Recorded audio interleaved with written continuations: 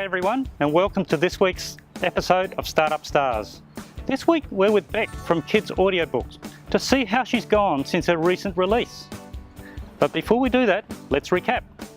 Beck is a busy mother of three who is always kept on her toes. She's a strong believer in ensuring her kids get the right start in life and are encouraged to read from an early age. As this can sometimes be a difficult task, especially when you are dealing with other kids or cooking dinner, Beck came up with the idea to create a streaming service called Kids Audiobooks, which reads the books to your kids for you.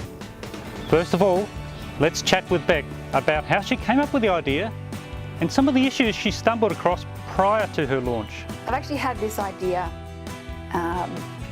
for over probably 12, 18 months, and I've spoken to a couple of friends about it and they said, oh, that'd be great. And I know, especially my daughter, she's 5, she still can't read to herself, so I'm often, if I'm dealing with my other boys, I would say to her, oh, well, how about listening to a book, or how about reading a book? And I know she absolutely loves the CD and book sets, so I can see from a personal perspective that it works. The problem with the CD is as soon as it's scratched, it's useless. So with a streaming service, as long as you have internet access, you've got access to any of the books you need. So tell us about some of the challenges you've had since getting this project off the ground.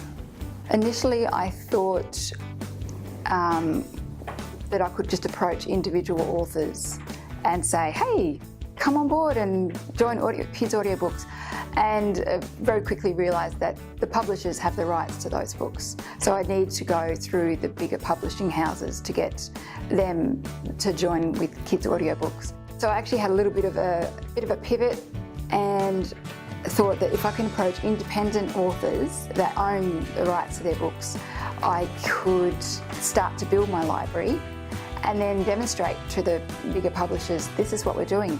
This is the opportunity that you have to join up. Beck has since been able to get some authors on board and has recently released her website, kidsaudiobooks.co, to the world. She's also had a recent win with a great Australian initiative. Let's go talk about how that came about. So I had a recent win with a national water safety program called Kids Alive Do the 5, and I'm sure most parents will have seen Laurie Lawrence, seen the ads on TV, and quite possibly have the books for Kids Alive Do the 5, which is all about water safety, especially for kids under 5. So I approached Kids Alive Do the 5. I sent them an email and said, I'm starting this new kids audiobook website and I would love to share Boo's story. Boo is the main character in their books. Now their books are available free through swim shops and other services, other swimming related services. And the audiobooks are now available free on my website as well.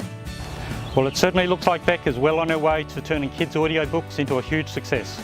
And remember, if you're struggling to find time to read to your kids, give Kids Audiobooks a go.